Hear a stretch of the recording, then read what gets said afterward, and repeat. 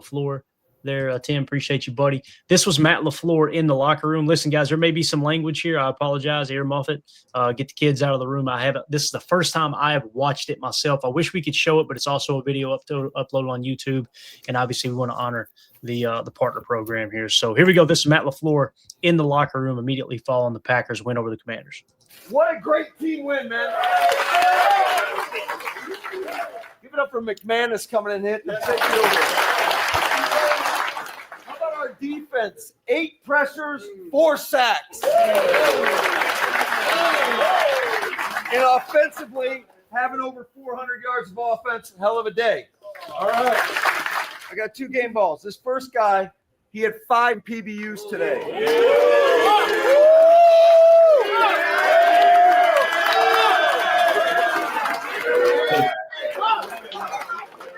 And this other guy had That was Keyshawn, by the way. Keyshawn Nixon. 6 for 124 and a tug. Oh,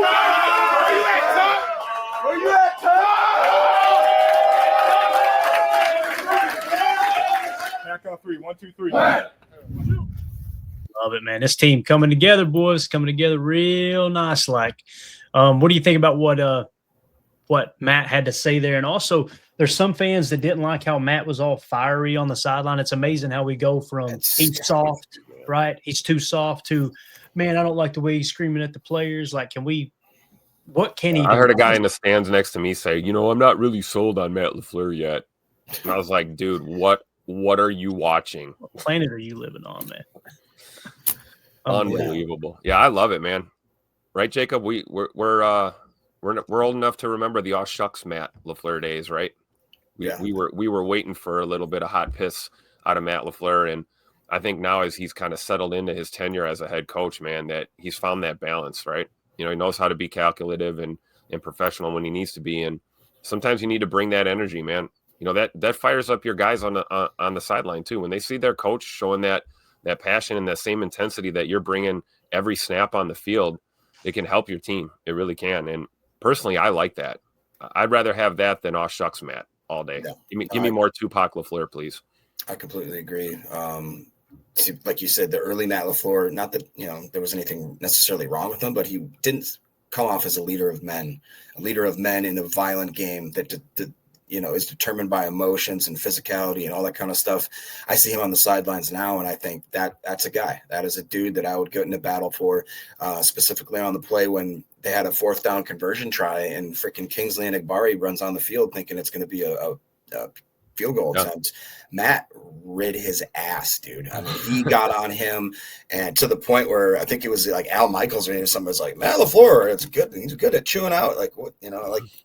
It was intense, but I think I would bet immediately afterwards when the cameras aren't looking, Matt probably goes over to Kingsley and says, all right, next play, let's go, get it together, and kind of gives him a little bit of like an attaboy kind of thing. Like, let's put your head down, get back into it. I'm really excited with the way that Matt LaFleur has progressed. I couldn't be more happy with this coaching staff in general. I mean, Hafley was in his bag last night, dude. They were disguising coverages like crazy. I was listening to another podcaster where he was trying to chart it pre-snap, and he's like, I couldn't. The 2 seconds before the play would snap, they'd completely go from a 2-man to a 3 covered. Like, he's like, I could not chart it because they were so good at disguising the coverages. One quick thing I'll bring up too: the Packers D has produced pressure on 41 of 95 snaps thus far in the career or in this year. That's 43% pressure rate totality. All with rushing 4 guys most of the time. That's insane, bro. Yep. And you get a lot of those are fire zone rushes where you're showing the illusion of bringing 6 or even 7, and you're dropping everybody out and just bringing 4.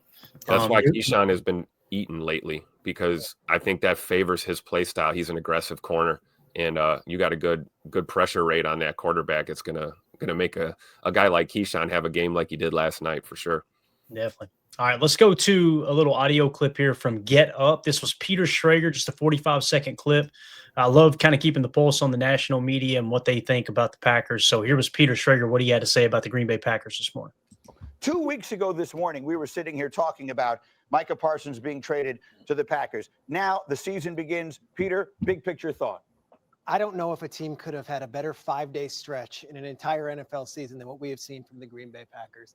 what they have done now to the Lions and the Commanders, two teams who are one, the number one offense in the league a year ago, number one seed in the NFC, and then two, a team in the NFC Championship game, and absolutely silence them. It's something to behold. Real quick, Greeny, both those teams averaged close to 30 points per game last year. Total, they've had 31 in their first two games, and two of the best running teams in the NFL were held under 100 yards total. The Packers defense is for real, and if you're an Eagles fan waking up this morning, this might be the guys that you have to worry about in the NFC. Oh, if you're an Eagles fan waking up this morning, I love it. You love to hear that. So obviously the defense has been the bright, shiny point so far in this young season. And here's some of the statistics he was talking about just now. I think this was NFL on CBS actually tweeted this out. So last season, the Detroit Lions were first in the NFL with 33.2 points per game. The Commanders were fifth in the NFL with 28.5 points per game.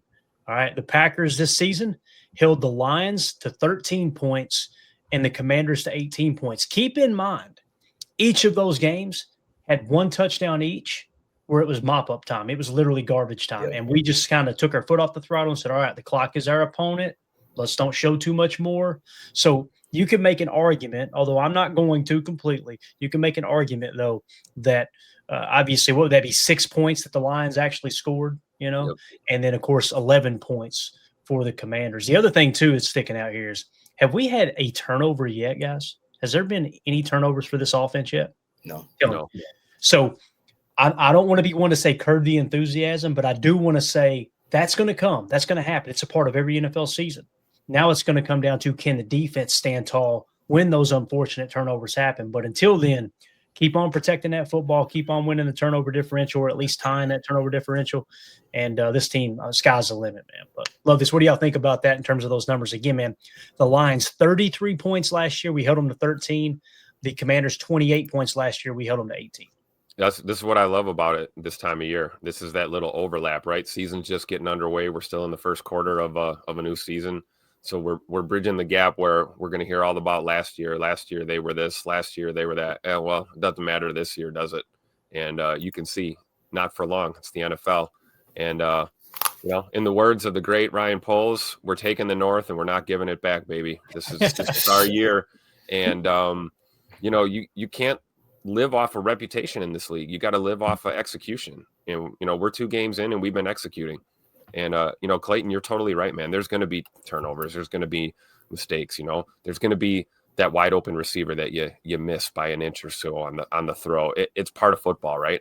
It's how you play through that and, how you finish games out. And, the only stat that matters is the win and loss record, and right now we're 2-0. And what are these other teams right now? They 1-1. Washington's 1-1. Detroit's 0-1. Yeah. So hey, I'm with it, man. This year's going to be a hell of a ride. So strap your seatbelts on. Man, I heard at the end of the game, Jacob, I heard Rashawn Gary doing a post-game interview on the field, and he said, we're not focused on anything but winning the next game, going 1-0 every week, man. That's the mindset. Yep. Yeah, absolutely. 2-0 for this makes a great point. He says we have 10 days to get more healthy and for Parsons to get more involved and up to speed before we go up against an aged pocket passer quarterback with a poor offensive line. I absolutely love Joe Flacco. I have my whole life. My friends make fun of me for it. Dude, you may want to call in sick that day, bro. Let Shador go out there. Let Dylan Gabriel get out there. For the love of God, I don't want to watch one of my heroes just get crumbled and crippled, my friend. Just please don't do it. I got to head out, guys, but I'll leave you with 2 more stats. Micah Parsons, I'm hearing, has a 20% pressure rate. That's insane. Just absolutely insanity. And like they highlighted quickly in that video and how Ryan highlighted this morning, 2 weeks in, the Packers, if you combine both the rushing yards from both teams, both games, are still under 100 yards allowed, which is unbelievable to me. Going against, again, 2 of the best rushing teams in the last few years is quite an accomplishment. I think we're just cracking the surface of how great this defense can be. Go Pack, go. Victory Friday. You guys have a good one. Yeah. See you, Jacob. Have a good day, buddy. See you guys. See ya. All right. So to kind of piggyback off what he was just saying there, PFF put a tweet out, Tim, Micah Parsons in his first 2 games as a Packer, 90.2 pass rush grade, 10 pressures, 1.5 sacks, 25% pass rush win rate. Dude's an absolute animal, man. He is a dog. What's crazy is Gary has 2.5 sacks and 2 of those sacks came with Micah Parsons on the sideline. Gary is having he's finishing, as some fans like to say, right? Because Gary could never finish. He's finishing better than Micah right now. But these 2 guys, I think all year long, what you're going to see, Tim, is offenses try to bend the protection to Micah, bend the protection to Gary. Yep. All year long. I think you're going to see these guys kind of passing each other up in statistics. It's exciting, man. It really is, and I haven't gotten a chance to go back and watch the game. You know, you always see it differently when you're in the stands versus all 22 are on TV. But I remember a handful of plays that's exactly what Washington was trying to do. Is they were trying to double Micah, and then they were trying to chip Rashawn and kind of create a double on the other side.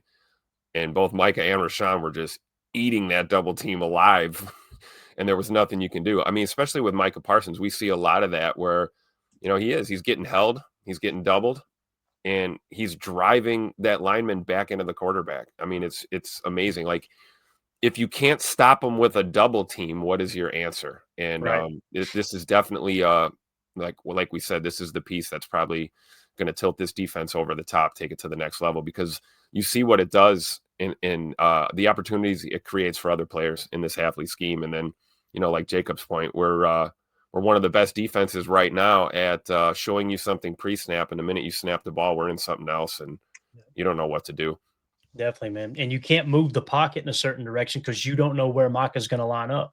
You don't know when LVN's going to play Joker. All that stuff, you got to come to the line, see how the defense is going to declare, and then you set your protection. So if you come out with like a sprint left option, and then you go out there and Micah is in a wide 9 on that side, you're going to be going can. So it really does throw your whole offense off schedule for sure. If you guys would do us a quick favor, hit that like button. It helps more than you know. It's free. It's quick. Just smash that thing for us there below the video here. That helps with the algorithm and lets other people know about the stream, and we would greatly appreciate that. Tim, we got another video here. This one we shouldn't have to cover up, I don't think. This is from Brian Baldinger over on X. So Baldy's breakdowns, love when he breaks down the tape. Since we're talking Micah Parsons, here's what Brian Baldinger, former NFL offensive lineman, one of the best tape guys on the planet, had to say about Micah Parsons' performance. He said Washington had no answers for the Micah Parsons. For Micah Parsons, the Micah Parsons problem is what he's calling it. For the second time in 4 days, the Packers defense was dominant. All right, here we go. Here's Baldy breaking down a little tape here from our boy Micah Parsons and the defense in general. For the second week in a row, the Packers defense was dominant. But in the spotlight, and the best player on the defense, Micah Parsons. Like, he beats the left guard here. Biotis tries to hold him out. He spins and says hello to Jaden Daniels. I'm going to be here all night opening in the game. They line him up everywhere. There he comes on a little twist stunt, and now the right guard's got his hands in his face. They throw the flag on it as he hits Jaden Daniels right here. How many times are we going to see hands to the face all year long? All year long. Can't beat them, hold them, baby. That's it. Here, and the flag comes out. He drew 3 penalties in the game. Here he is over the right tackle, the rookie. It really wasn't a fair fight.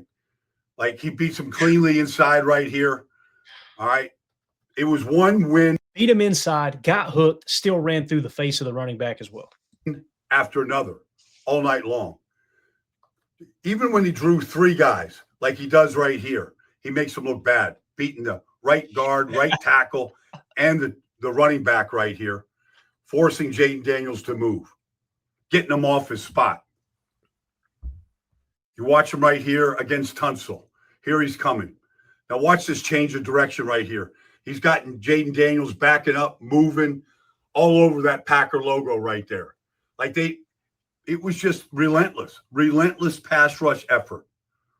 Like, here he draws his 3rd penalty of the night, the hold right there on the right tackle, and he still gets home. And him and Edgerrin Cooper get the sack. Like, you watch him right here. It's just the silly season, the stuff that they would do to him right here. I mean, it's truly like, I don't know what that is. But that could have been a 4th penalty easily. Like, he's just shot out of a cannon. Look at that. Here he comes.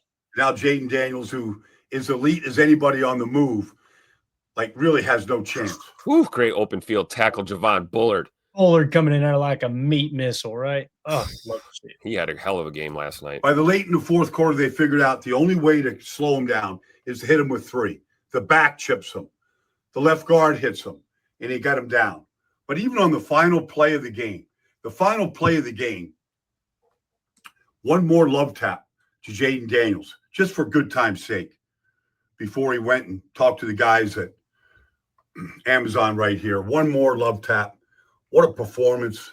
Best player on the field. What a defense this team has.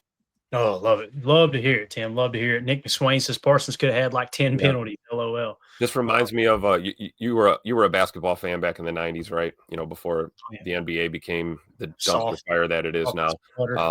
And I remember hearing officials talk about how difficult it was to officiate games that Shaq was playing in, because he was just such a physical force that it was hard to tell when it was a foul or not a foul, because he's always just dominating.